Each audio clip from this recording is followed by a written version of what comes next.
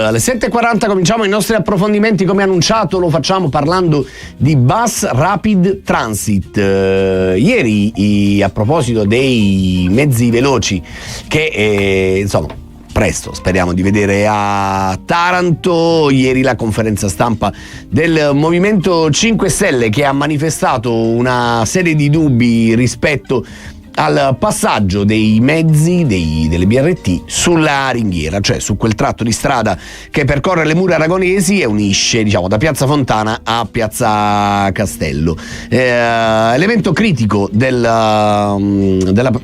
dubbi manifestati è la presenza di numerosi ipogei all'interno, sotto il manto stradale, un aspetto che insieme all'aumento dei mezzi pesanti. Dovete immaginare che le BRT sono tra virgolette due pullman insieme. Avete presente quelli che si vedevano ogni tanto, adesso sono molto più rari, un tempo i cosiddetti torpedone, adesso praticamente saranno quelli che percorreranno le strade di Taranto. Il rischio è che in qualche modo questo possa generare dei problemi alla stabilità della situazione. La proposta del Movimento 5 Stelle, in particolare di Nello De Gregorio, lo ricordiamo anche storico, esponente di nobilissima Taranto, che la nostra città la conosce particolarmente bene, è quella di tornare alla prima ipotesi, ovvero il doppio senso in via Garibaldi. Ma ne parliamo proprio con Nello De Gregorio, che è in collegamento con noi. Buongiorno De Gregorio. Buongiorno a voi. Allora, partiamo dall'inizio. Prima di parlare di via Garibaldi, la ringhiera è pericolosa o no? La ringhiera sostanzialmente lo è sempre stata, perché parte della ringhiera intanto è fatto di materiale di riporto, si regge su delle travi, la parte esterna. La parte più interna, appartenente alla cosiddetta antica via delle mura, di fatto sotto è un vuoto continuo, perché ci sono almeno 12 ambienti ipogei, i cui estradossi arrivano a circa 40 centimetri dal piano stradale. De Gregorio, cosa sono gli extradossi? Ci aiuti a capire? Gli extradossi sono la parte superiore delle volte che caratterizzano gli ambienti ipogei. Peraltro proprio qualche giorno fa, in occasione dei lavori della condotta dello scarico delle acque, le volte di Palazzo Amati hanno ceduto, e quindi c'è già un primo segnale concreto che avrebbe dovuto allarmare i tecnici e orientare loro nel ritornare alla ipotesi originaria, perché non dimentichiamo, l'ipotesi originaria nasce col doppio senso su via Garibaldi.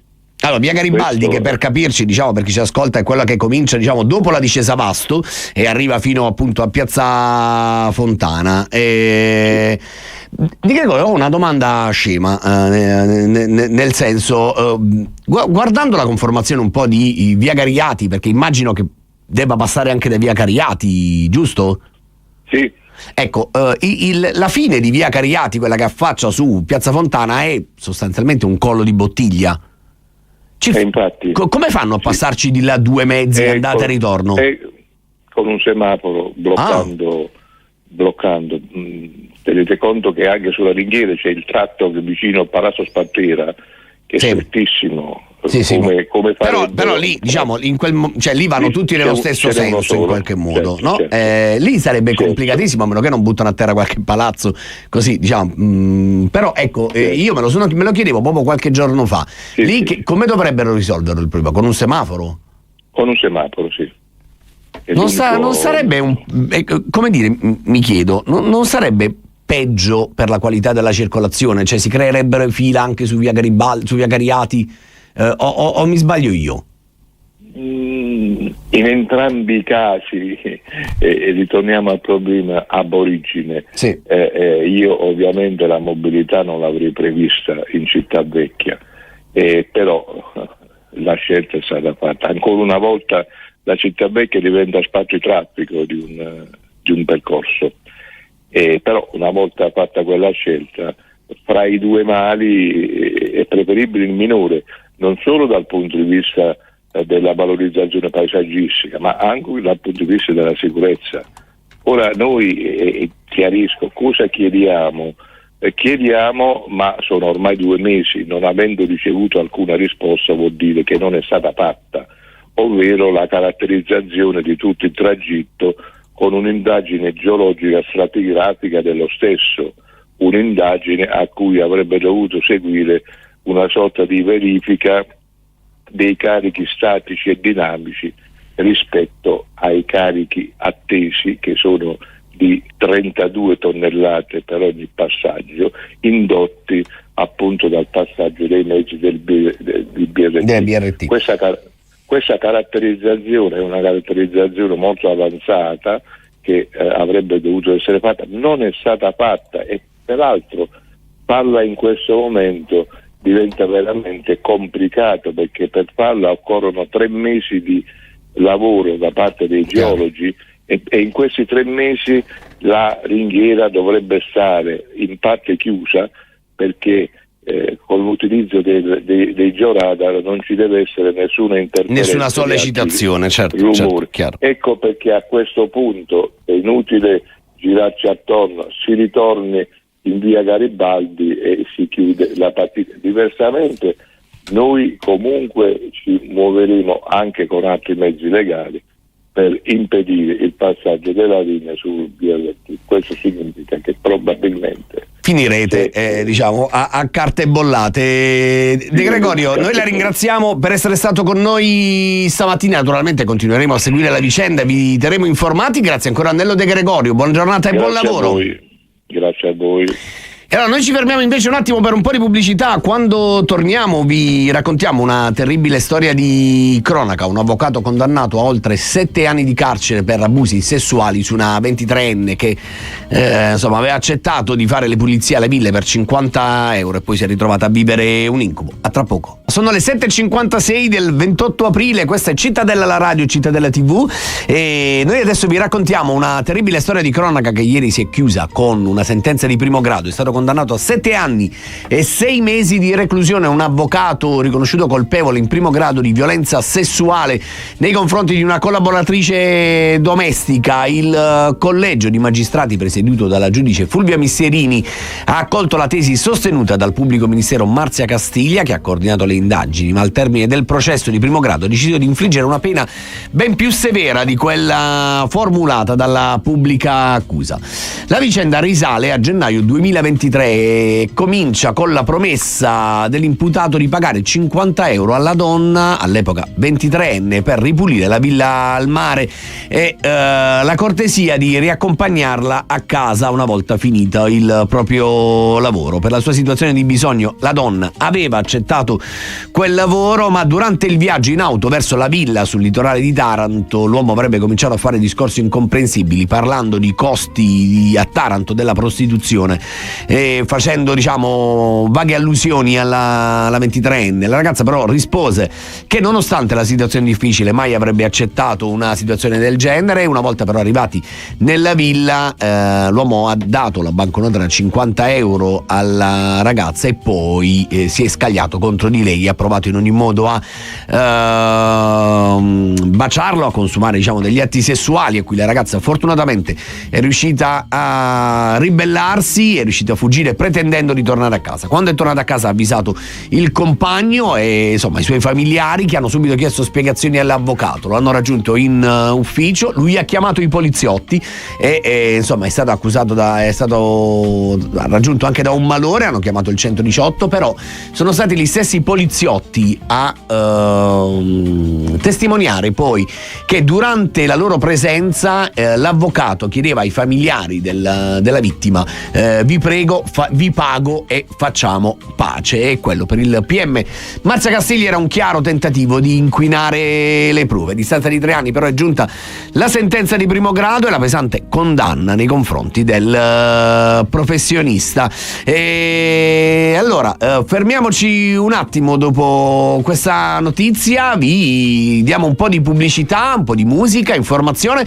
Quando torniamo però ci occupiamo di San Cataldo. Qual è il programma panorama 2026, ve lo raccontiamo tra pochissimo. E 8 minuti dopo le 8 era la new hit con cui cominciamo questa seconda ora di Buongiorno Taranto sui 96.5 e sul canale 94 del digitale terrestre. E ora che cominciamo parlando di festa patronale San Cataldo dal 7 al 10 maggio, 10 eventi non solo legati alla tradizione, alle processioni, ai riti di Taranto, ma anche all'impatto civico della presenza di istituzioni come la Chiesa a Taranto. E una di queste, per esempio, la legalità. A Taranto sarà ospite Luisa Impastato, la nipote di Peppino Impastato, insomma politico, scrittore e soprattutto grande nemico della mafia siciliana. Fu ucciso nella notte della Repubblica, come fu ribattezzata, cioè tra l'8 e il 9 maggio del 78, quando venne trovato anche il cadavere di Aldo Moro. Ieri la presentazione dei festeggiamenti di San Cataldo 2026 al Taranto l'ha seguita per noi Valentina Castellaneta. Noi lo diciamo con una diminuzio, patrono dei forestieri, in realtà San Cataldo è patrono dell'accoglienza, dell'apertura. Per Don Emanuele Ferro, parroco della Basilica di San Cataldo, non ci sono dubbi. I festeggiamenti del santo patrono quest'anno non possono esimersi da raccontare l'attualità e cercare di mitigare la crudeltà dei tempi. La festa patronale è un'occasione che coinvolge tutta la città e l'arcidiocesi, quindi sarebbe non opportuno non cercare di coinvolgere, ma anche di gettare ponti di dialogo rispetto a quelle che sono le istanze che viviamo. Sicuramente la pace e la convivenza fra i popoli sono temi tra l'altro legati a San Cataldo. Non esiste nessun santo che non abbia cambiato il mondo intorno a sé. Un cammino che inizierà ufficialmente il 30 aprile con l'intronizzazione del simulacro argenteo, ma che nel 2026 assume un significato ancora più profondo: unire le radici spirituali alle sfide della modernità. Non solo riti, ma anche impegno civile il 4 maggio con la testimonianza di Luisa Impastato. La festa andrà nelle scuole e parlerà di illegalità. Poi l'attenzione si sposta sul mare. L'8 maggio, dopo la supplica e la preghiera per il Papa, l'arcivescovo affiderà la statua al sindaco Piero Bitetti per la suggestiva processione a mare a bordo della nave Cheradi. E la festa, potremmo dire, imprime nei nostri cuori questi valori di unità, di fraternità, di amicizia che continuamente ricerchiamo e che in certi momenti proprio esplodono nello stare insieme. E non può esserci un momento di incontro se non è anche un momento di festa, e alcuni momenti saranno proprio tipicamente momenti di festa. È una festa che accorcia le distanze dalle periferie al centro dell'isola, celebrando la vocazione marinara con la tradizione del palio e la musica della fanfara. Durante i festeggiamenti patronali c'è la parte dedicata alla città rappresentata dalle sue istituzioni, quindi la famosa cerimonia do pregio, la consegna della statua, il sindaco che mette le chiavi sulla mano di San Cataldo. Però non è soltanto un passaggio istituzionale, formale, è quello che ho provato a dire in conferenza stampa: la festa del santo patrono è la festa di tutta la città, di chi crede, di chi non crede, di chi abita in città vecchia, di chi abita nelle periferie più lontane. È la festa che ci permette di riscoprire non soltanto una parte della nostra identità, ma di riscoprirci comunità. Il culmine sarà domenica 10 maggio nella Basilica Cattedrale, il momento più intimo, l'ostensione della millenaria crocetta aurea, simbolo tangibile di una storia che non si interrompe. Poi la grande processione cittadina fino alla benedizione dal balcone del Carmine. La festa si chiuderà tra il ritmo dei terrarosse e le luci dei fuochi d'artificio dal Castello Aragonese. Taranto saluta così il suo santo patrono irlandese, riscoprendosi ancora una volta comunità aperta e unita. Grazie alla nostra Valentina Castellaneta. Allora non resta che attendere che arrivino anche questi giorni e godersi questa Taranto con l'abito di festa. Noi adesso ci fermiamo per qualche minuto, vi lasciamo in compagnia di Tate McRae e il suo Nobody's Girl. Dal passato alle 8:25, ma è il momento invece di parlare di altro, è il momento di parlare di matematica e soprattutto della grande capacità di 3 ragazzi tarantini, 2 del liceo Battaglini, uno del Tito Livio di come dire, saper far di conto come pochi o nessuno. Sono i finalisti che rappresenteranno la terra ionica alle Olimpiadi della matematica a Cesena. Ieri li ha incontrati per noi Federica Pompamea. Saranno Ciro Urselli e Mirko Saracino dell'Istituto Battaglini di Taranto insieme a Luca Sansone del Liceo Tito Livio di Martina Franca a rappresentare la provincia ionica alle Olimpiadi nazionali di matematica, in programma a Cesenatico dal 7 al 10 maggio. I 3 giovani matematici hanno raggiunto il podio superando diverse prove tra calcolo combinatorio, geometria, teoria dei numeri e algebra, sfide che hanno affrontato in 3 fasi. Il concorso infatti è iniziato con i giochi di Archimede, che hanno coinvolto circa 1500 ragazzi e ragazze provenienti da 6 istituti, tra cui il Battaglini di Taranto, De Santis Galilei, Einaudi di Manduria, Del Prete Falcone di Sava e Tito Livio e Majorana di Martina Franca. Una prima selezione superata da 200 studenti e studentesse, seguita dall'ultima prova svolta all'interno dell'Università di Ingegneria di Paolo VI, che ha visto emergere 27 giovani. Un evento che per Giuseppina Serafica, responsabile territoriale delle Olimpiadi di Matematica, valorizza il talento e l'impegno dei giovani e non solo. Penso che questo progetto possa dare ai ragazzi di Taranto, e ha dato tanto, perché alcuni ragazzi sono riusciti anche ad entrare in normale o in altre scuole speciali, preparandosi con i nostri stage e le nostre gare. Le Olimpiadi di Matematica hanno 3 gare differenti: quella dei singolaristi che premiamo oggi e 2 gare a squadre, una gara a squadre miste e una gara a squadre solo femminile, perché da alcuni anni le Olimpiadi nazionali si sono resi conto che in realtà c'erano poche ragazze, quindi per spingere le ragazze a partecipare di più è stato creato un corridoio preferenziale. L'obiettivo è quello di replicare il successo dello scorso anno con la medaglia d'oro vinta alle nazionali dallo studente Ciro Urselli. Dei traguardi che, secondo Anna Chiara Vimborsati della Fondazione Taranto 25, mettono in mostra le competenze acquisite dai giovani e dimostrano la presenza di risorse umane sulle quali investire per costruire il futuro del territorio. Un esempio concreto di quei ponti che possono essere effettivamente costruiti tra i giovani e la società. Crediamo che sia un'opportunità concreta di sostegno ai giovani.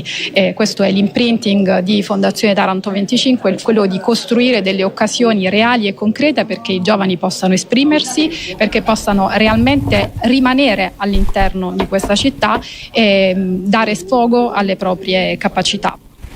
E allora in bocca al lupo ai 3 ragazzi che rappresenteranno Taranto e la terra ionica in questa bella esperienza, e insomma alla speranza che tornino carichi di medaglie e magari anche di meraviglie, come si diceva un tempo. Ci fermiamo per un po' di musica, quando torniamo vi raccontiamo le ultime di cronaca che stanno accadendo. Intanto per voi c'è Charlie Puth e Beat Yourself Up.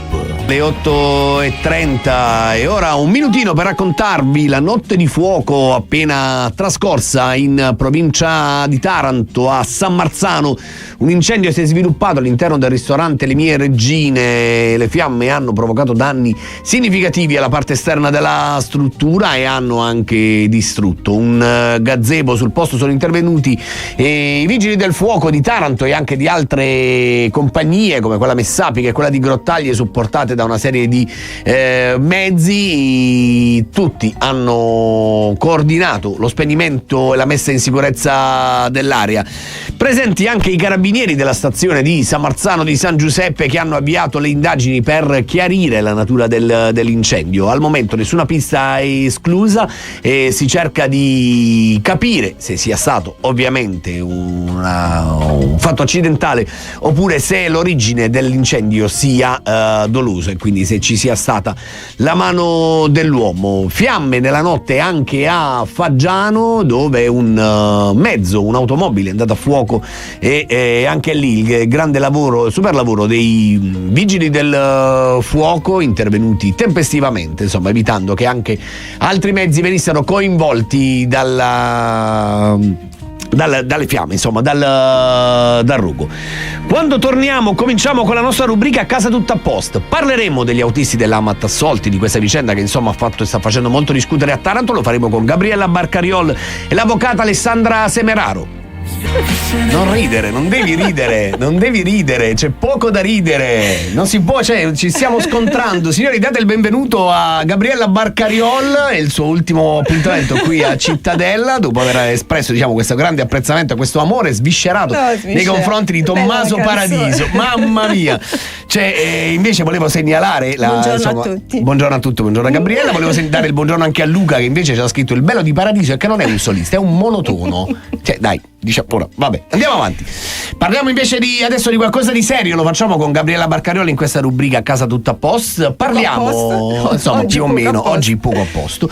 Parliamo di una vicenda che ha tenuto banco nei giorni scorsi, come detto, a proposito della soluzione di 8 autisti che erano accusati di aver abusato di una ragazza a bordo dei mezzi di Kima Mobilità, i mezzi dell'AMAT. La sentenza abbiamo pubblicato nei giorni scorsi, vi abbiamo raccontato le motivazioni del giudice, che hanno spiegato che non è emersa la prova della costrizione, quindi diciamo della coartazione della volontà, come si dice, cioè non sono andati contro la volontà della ragazza, quantomeno non è apparso così. Successi, ma non... Esatto, ne parliamo questa mattina, oltre che con Gabriella Barcariol, anche con l'avvocata Alessandra Semeraro, che era, insomma, non ce l'abbiamo ancora. Che succede?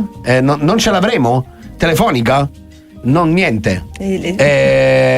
Ok, credo che ci sia un problema, però vi rimando il contatto così che possiate, diciamo, riprovvedere. Allora, nel mentre la regia provvede a ripristinare, diciamo, il collegamento con Alessandra Semeraro, con l'avvocata Semeraro, quello che è emerso, il fatto quello era... che è emerso è un po' particolare, nel senso che io che ho letto molti... molto perplessi. Sicuramente parliamo di diritto, e quindi ci deve essere l'elemento della coercizione, no? E quindi sostanzialmente non è stato ravvisato in quelle che sono state l'istruttoria, ovviamente, del giudizio. Quello che a me lascia, però, io parlo ovviamente come persona, come chi all'epoca, la ragazza era una minorenne, quindi con chi si occupa di minori, è il fatto che non si sia fatta luce, almeno io non ho avuto tanta certezza rispetto alla capacità di questa ragazza. Ovviamente è una sensazione mia, certo, forse di chi opera con i ragazzi e quindi comprende che ci sono diverse difficoltà, no? Che possono essere disagi, così come possono essere effettivamente malattie. Ho visto che ci sono tante relazioni, vengono richiamate nella sentenza, da professionisti che durante gli ascolti hanno ascoltato la ragazza, e alcune di queste, come ad esempio quella della dottoressa Chiloiro, è molto mi crea ancora più dubbi rispetto alla capacità che questa ragazza potesse avere di dire un sì o no. Diciamo che leggendo quella frase, proprio quello spezzetto, poi ovviamente sono richiamati soltanto dei pezzi delle relazioni, quindi sicuramente ci sarà qualcosa di più ampio, però ti lascia comunque il dubbio che forse questa ragazza effettivamente non avesse la capacità di comprendere ciò che le stesse accadendo. E allora, diciamo, questo è quello che in qualche modo è anche un po' emerso dalla sentenza, ma di fatto c'è una soluzione, cioè i giudici dicono non c'è stato, la stessa ragazza in qualche modo non ha ammesso di essere stata costretta a vivere quegli atti, anzi, non so se abbiamo ripristinato il collegamento, no, lo stiamo sistemando. Allora, nel frattempo però, quello che in molti hanno chiesto, com'è possibile che ci sia un atto sessuale su un pullman quella diciamo è una cosa che non tratteremo oggi, nel senso che quella è una parte che riguarda la scelta dell'azienda. Oggi ci occuperemo della vicenda penale, cercheremo di capire perché tecnicamente quella ragazza non ha non è apparsa credibile rispetto alla prima denuncia che aveva fatto. Sì, dobbiamo dire che non si era neanche costituita parte civile, che poi, se non mi sbaglio, la denuncia veniva fatta perché era stata portata a farla. Lei ha raccontato di essere stata spinta dal suo ex fidanzato, lei non voleva c'era denunciare. Stato un litigio tra l'altro con uno dell'ex fidanzato con uno degli autisti dell'AMAT, che si riporta la sentenza. Diciamo, lungi dall'idea di processare la ragazza, stiamo solo mettendo in fila, diciamo, i fatti come sono avvenuti, nel senso che a un certo punto c'è stata questa denuncia, è partita l'indagine, ci sono state le misure cautelari, gli 8 autisti furono sospesi, poi quando c'è stata l'udienza preliminare la ragazza ha deciso di fare una sorta di passo indietro, per cui aveva ritrattato in qualche modo la sua partecipazione. In realtà il giudice ha comunque rinviato a giudizio tutti quanti, è partito il processo. Nel processo che cos'è avvenuto? Che sostanzialmente la ragazza ha, nella sua testimonianza, io mi ricordo che ho assistito, ha detto tantissimi non ricordo, questa cosa la ricordo benissimo io, e soprattutto che quando le veniva fatto le cosiddette contestazioni, sostanzialmente era quasi costretta ad ammettere che lei avesse detto questo. Ma il punto è che dava ragione sia al PM che in alcuni casi alla difesa, quindi non è mai emerso in maniera univoca, e questo mi sembra anche un racconto da certo. E allora facciamo così, intanto sono le 8:45, abbiamo sistemato il collegamento con l'avvocata Semeraro, a cui diamo il benvenuto. Buongiorno avvocato. Buongiorno a voi, buongiorno Francesco, buongiorno Gabriella. Ciao Alessandra. Ciao. Allora Alessandra, in realtà ci siamo collegati, diciamo, sul finire di questa cosa. Abbiamo provato un attimo a ricomporre tutti i pezzi di questa storia. Noi però adesso ci dobbiamo fermare per qualche minuto di pubblicità e poi con l'avvocato Semeraro vi raccontiamo perché i giudici hanno deciso di assolvere tecnicamente questi 8 autisti, perché in qualche modo il collegio di difesa ha avuto, tra virgolette, la meglio rispetto a quanto sostenuto dall'accusa. Quindi tra pochissimo con l'avvocata Barcariola e con l'avvocata Semeraro vi raccontiamo nel dettaglio questa storia. Restate con noi. 8:55, il nostro rewind, seconda parte di A casa tutta a post con l'avvocata Gabriella Barcariola e Alessandra Semeraro. Stiamo parlando della sentenza che ha assolto gli 8 autisti Amat da reato di violenza sessuale, una sentenza che ha fatto molto discutere nelle motivazioni, perché ha confermato che quegli atti sessuali ci sono stati ma non sono da considerare un reato. Il perché ne parlavamo poco fa con Gabriella Barcariola, lo chiediamo anche all'avvocato Semeraro, che era uno dei difensori degli 8 autisti. Allora, avvocato, ci racconti un attimo tecnicamente perché i giudici hanno deciso che quegli atti non sono un reato, non sono violenza sessuale. Buongiorno innanzitutto a chi ci ascolta. Come tutti noi sappiamo, è opportuno fare una breve premessa. Tutti questi reati, chiaramente, come è logico intuire, avvengono soltanto alla presenza delle parti, cioè della vittima e del carnefice, come si suol dire. Chiaramente tutti i reati in questo momento, per poter stabilire se una persona è colpevole o meno, cerco di essere il più semplice possibile. Sì, certo. La giurisprudenza, i giudici ci dicono, che comunque ci insegnano, che un giudizio di penale responsabilità può fondarsi e anche esclusivamente sulle dichiarazioni della persona offesa, della vittima del reato. Però ci dicono anche che queste dichiarazioni devono essere lineari e logiche, e da qui inizia il nostro processo penale che ci occupa in questa di cui stiamo parlando oggi, certo. Di cui stiamo parlando oggi. La persona offesa si reca ai carabinieri di Via Virgilio, credo, del comando principale, e riferisce di essere stata violentata e abusata da 8 autisti dell'autobus. Chiaramente partono subito le indagini, e il pubblico ministero, la Procura della Repubblica, una volta recepita la notizia di reato, immediatamente, con l'ausilio di una psicologa, sente ascolta, diciamo, interroga, ascolta la vittima del reato. E da qui che, sentita più volte, sempre con l'ausilio tecnico della psicologa, riferirà fatti che non sono coerenti e logici. Cioè, dalla prima alla quarta versione, perché verrà sentito al netto dell'escussione a dibattimento, cioè davanti a tutti quanti noi, alle parti, verrà sentita 4 volte. Ogni dichiarazione toglierà e metterà qualcosa, eliminerà un consenso e poi lo aggiungerà sempre qualcosa, ma poi la leverà. Chiaramente i giudici, nella sentenza che mi ricordi anche un dettaglio, avvocato? Sì. Ricordo che alla fine dell'udienza preliminare aveva deciso anche di ritirare, non so se la denuncia, non mi ricordo bene esattamente tecnicamente cosa era accaduto, però era una vicenda anche, diciamo, un colpo di scena significativo dal punto di vista processuale.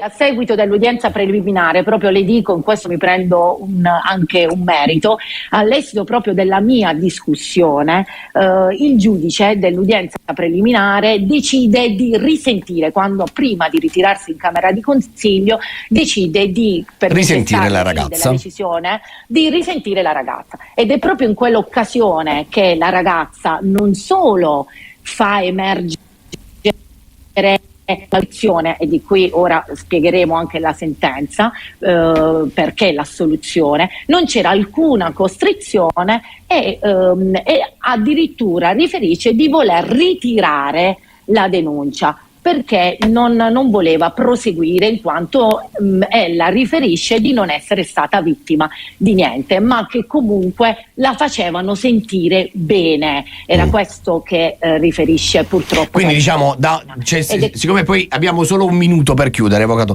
allora vediamo se ho capito bene. Gabriella, abbiamo da un lato una denuncia che a quanto pare, da quello che racconta la ragazza, era anche, diciamo, spinta dall'ex fidanzato, giusto? Sì. Sì, spinta. Okay. Allora, nell'immediato viene accompagnata dal fidanzato. Il fidanzato riferirà ai giudici del dibattimento che lei gli aveva addirittura confidato e gli diceva che cosa doveva dire il fidanzato. Okay. E chiaramente emerge anche che purtroppo era stata un po' indotta dal fidanzato ad andare a denunciarle. E allora, diciamo, in tutto questo quadro di incertezza i giudici hanno ritenuto